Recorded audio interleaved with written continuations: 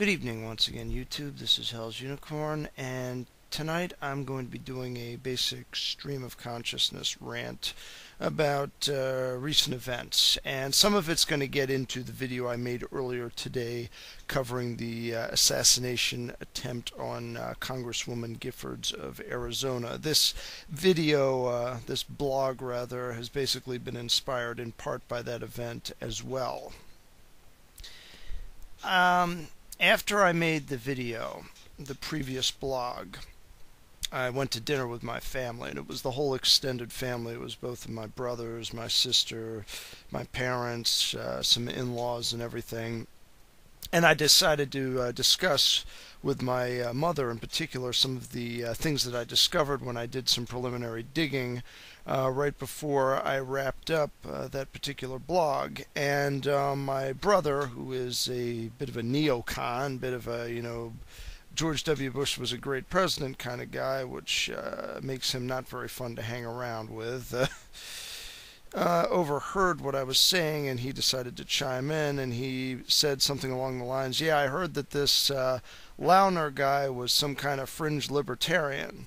Now, I don't know if he was saying this in jest or not, but basically this just set me off because I just basically listed point by point everything that I read.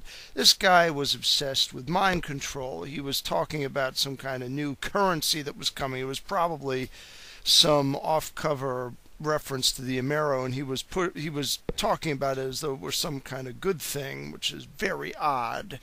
And he was also going on and on about Marx. I think he had copies of Mein Kampf and the Communist Manifesto and all these other people. This isn't the kind of person that you associate with libertarianism. Let's be real here for a second. So anyway, I list all this stuff point by point. And my brother's response simply is, oh, no, don't. Why do you get so worked up over these things? As though, this whole business is some sort of joke or it's not something serious. I mean, he's consoling me the way that somebody consoles a football game buddy who's rooting for the other team when the other team loses. And that's really the mentality that we have with politics today. And it's really, really unfortunate because the stakes are a lot higher than a group of gladiators manhandling each other on a 100-yard field for an hour or more, depending on whether or not you go into overtime. People live and die by the stroke of the pen in politics, and particularly in this country because of all the additional power that we have. The stakes are much higher. So, in keeping with this, everybody ought to have a much more serious attitude about what goes on here. But people don't. And every day I get more and more convinced that there is something about being glued to your television set all day that results in people behaving like zombies. I mean, I'm not going to get into some of the literature that I read recently about, particularly about the way film strips work and how they can have a hypnotic effect on people. I mean, I've read some stuff about that, but I'm not enough of an expert in it to really give an informed opinion on it. But I'm just going to say that my experience has been is that the more TV people tend to watch, whether it's network news, whether it's sports, or whether it's the garbage that passes for drama and television shows these days, the more television people watch, the dumber they tend to be. And it's different when somebody listens to talk radio because there's an interpretive process that's going on. People are reacting to things that they hear. People might comment about it. People might discuss it, but it's not really the same thing as what you get when you watch televised news, particularly big network news. And the same thing basically goes with the internet. It's much more interactive. There's a much more conscious effort on the part of the person doing the reading on the website than there is with somebody watching television. Television, basically, all the thinking is being done for you. You're just sitting there and you're basically zoned out. I've caught myself doing this time and time again whenever I turn into network news stations, which isn't very often much anymore, but whenever I'm over visiting with my family, they usually have it on, and so I tend to catch glimpses of what's going on, and that's how I caught wind of this particular piece of news. So, essentially,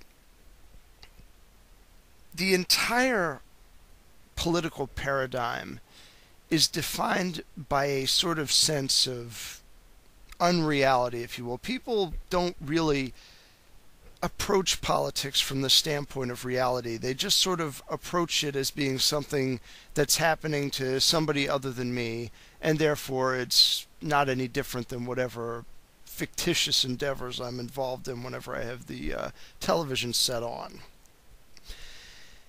And that really tends to hold up when you look at the current political movements of today.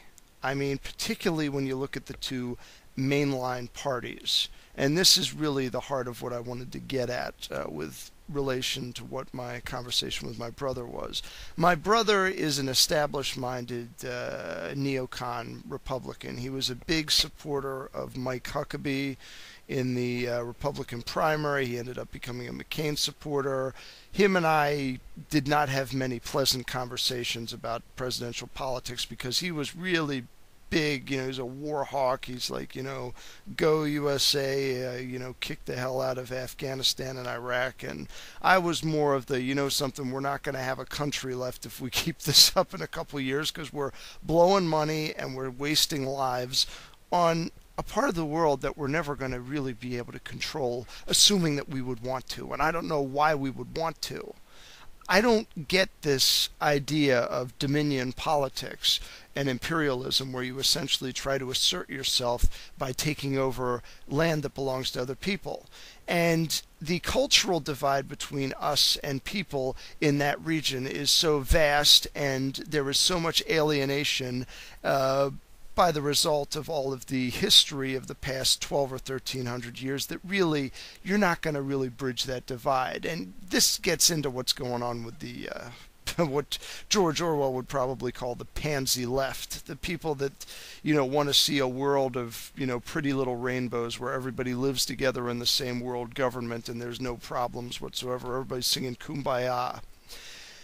For the past some odd thousands of years of recorded history, this way of doing things has never worked. And this is the reason why I've never been taken in by all of this neoliberal garbage, particularly with globalist politics. And neoliberalism is all about globalism. Neoconservatism is too, but it's a little different. It's more of a violent authoritarian system, whereas neoliberalism seems more to me like a trippy hippie dream that turns violent whenever you start criticizing it, but if you leave it alone, it tends to be nice.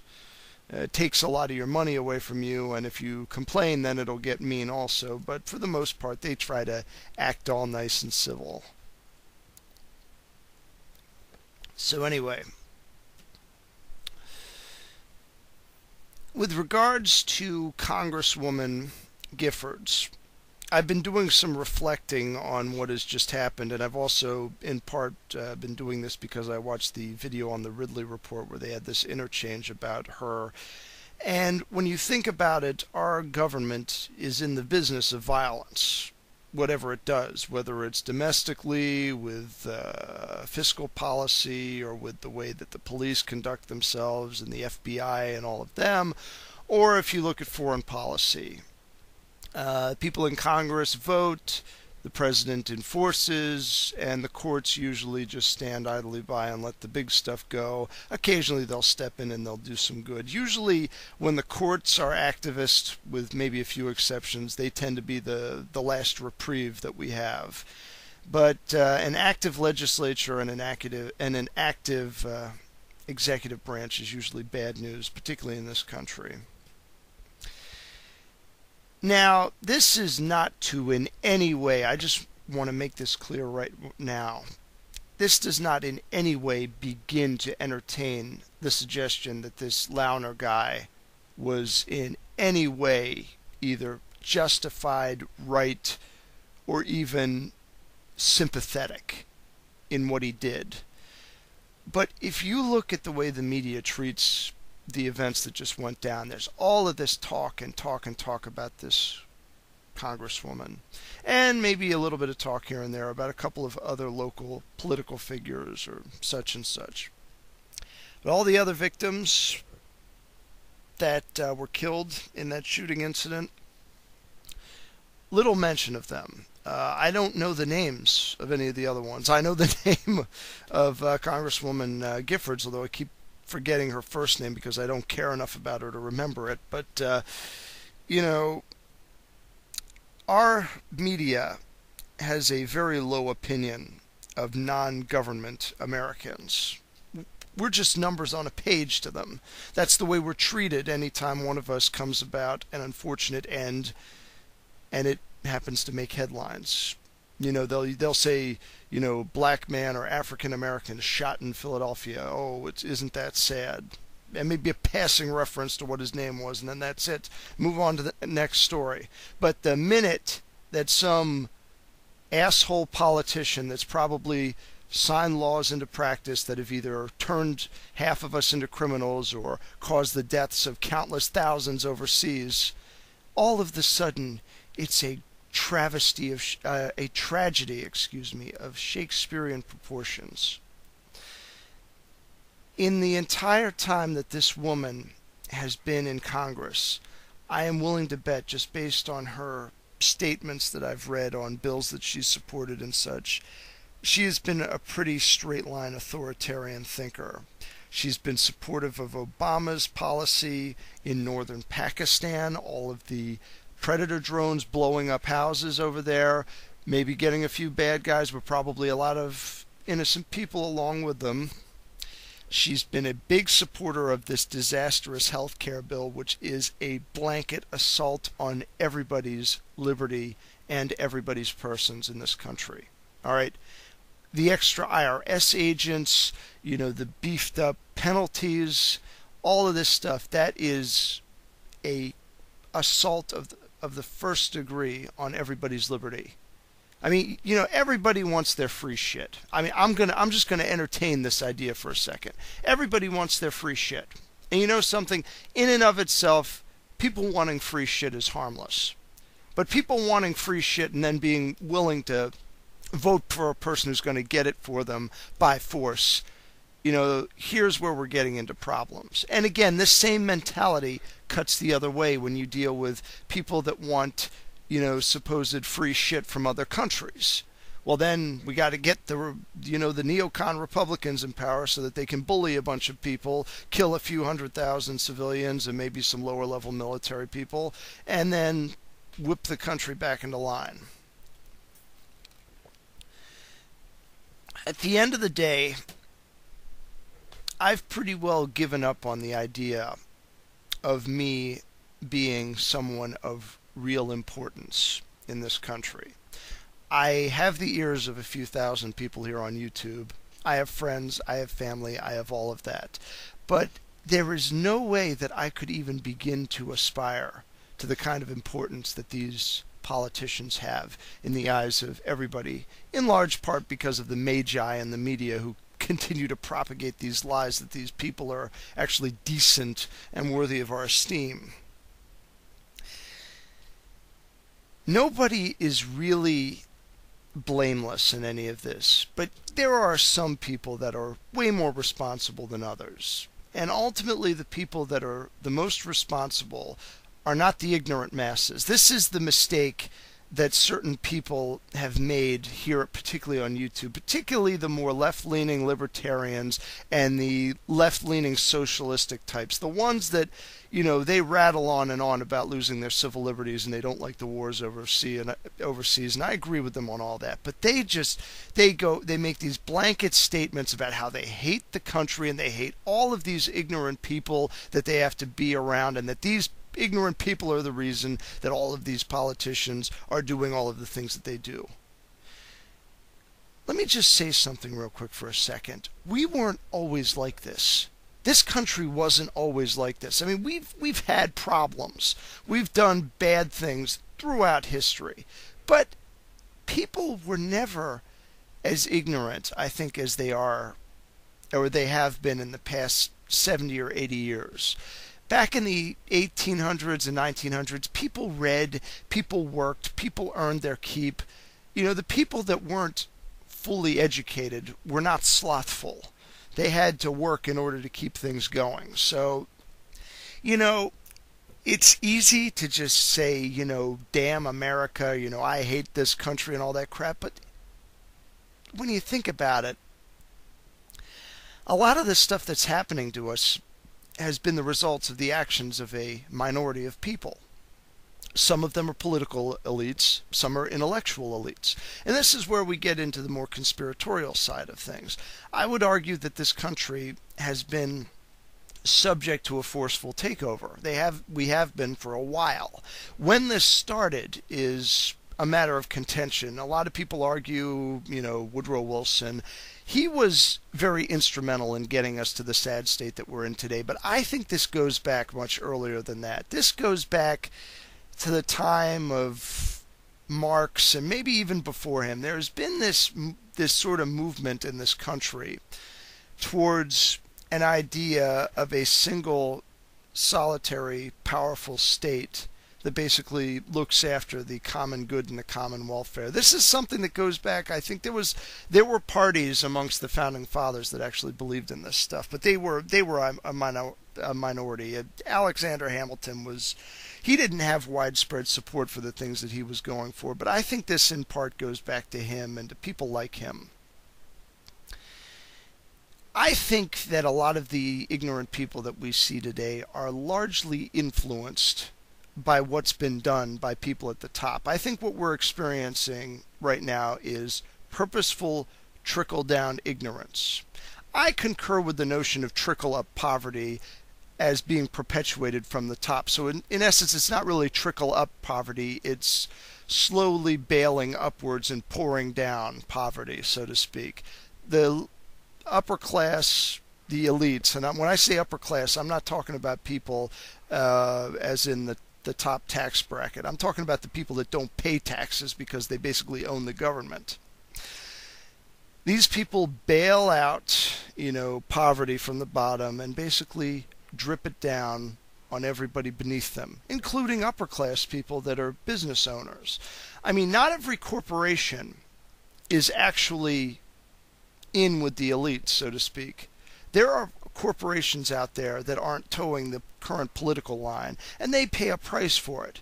I mean, the government actually sues companies very often, and there's certain companies that never get touched by these lawsuits, like Goldman Sachs, Halliburton, and a few others. These businesses are the ones, they always get the no bid contracts. They never get any scrutiny. They own most of the important people in Congress. I mean, you look at the outgoing Democratic majority, people like Chris Dodd, Joe Lieberman, Joe Biden, all Nancy Pelosi. These people all get money from places like Goldman Sachs and Fannie Mae, Freddie Mac. All of these upper tier bankers, these really big time oil tycoon speculators, the ones that are again at the very top, and such and such. These are the people that really actually control the way legislation goes. And this is going to take me a little bit into the issue of the Tea Party, because I've covered this a couple times. I like to say I'm a 2007 Tea Party guy. I'm a Ron Paul Tea Party guy. I'm not a Sarah Palin and Glenn Beck Tea Party guy. But truth be told, the 2009 Tea Party, that's the Beck and Palin Tea Party, they've got it almost half right in some respects. On the economic stuff, in many respects, they got the right idea. They want smaller government, and they also want an end of these ridiculous trade policy ideas that we have. We shouldn't be giving other countries favorable status and giving them shelters from tariffs that we charge other countries for, and then allowing them to tariff the shit out of our exports. It just doesn't make any sense. Anyway, but when it comes to the foreign policy issue, they don't have it together. Beck is, from a historical standpoint, I've seen some of his shows where he actually gets into World War I, Woodrow Wilson, and all that stuff. And on that stuff, he tends to be fairly good. But current present-day politics, there's too much stuff that he glosses over and that he just ignores. And it's kind of the same thing with Palin. I mean, there's too much of this gung-ho, There's no amount of money that's too much for military endeavors. And you got to get out of that mentality if you really want to be an actual proponent of liberty.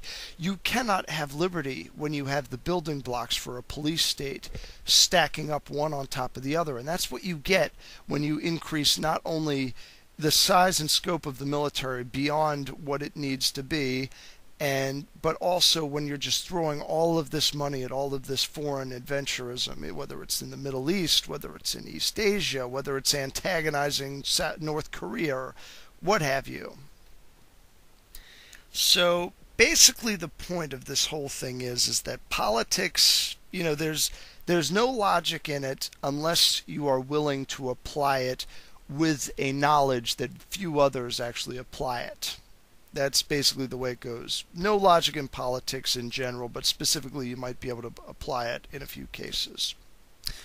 So you really, really have to treat everything with a good level of skepticism.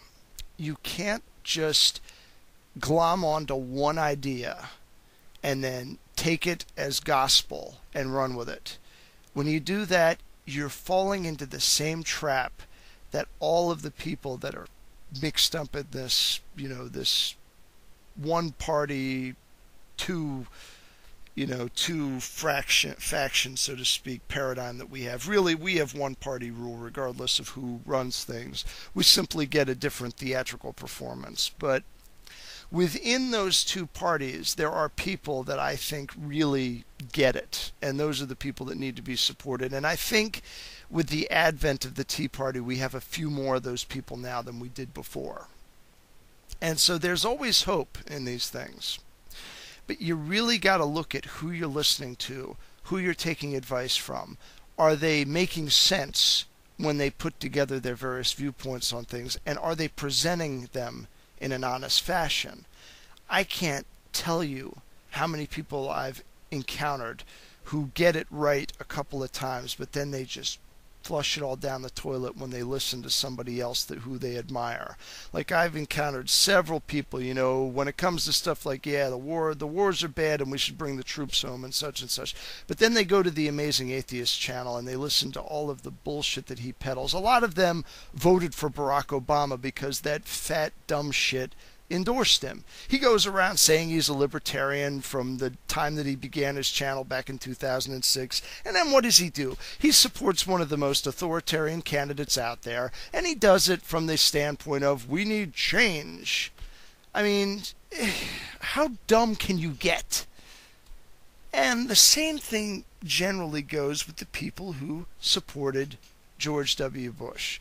Here you've got fear politics in play, but after the fact, after the guy's out of office, they're still defending him, saying, well, I admire him because of his, his professions of faith, his defense of the character of Jesus in a time when everybody's hostile to it. When I hear that stuff, what I want to just say to them is this: did the guy conduct government policy the way a Christian would? Did the guy actually approach his relationships with other people on a global scale from a standpoint of meekness and the general concept of compassion that is associated with Jesus? In the case of Obama, it's clearly not, because Obama actually mocked the Sermon on the Mount in one of his speeches. He said, well, if we followed the Sermon on the Mount, why we wouldn't have a foreign policy. And he did all of this.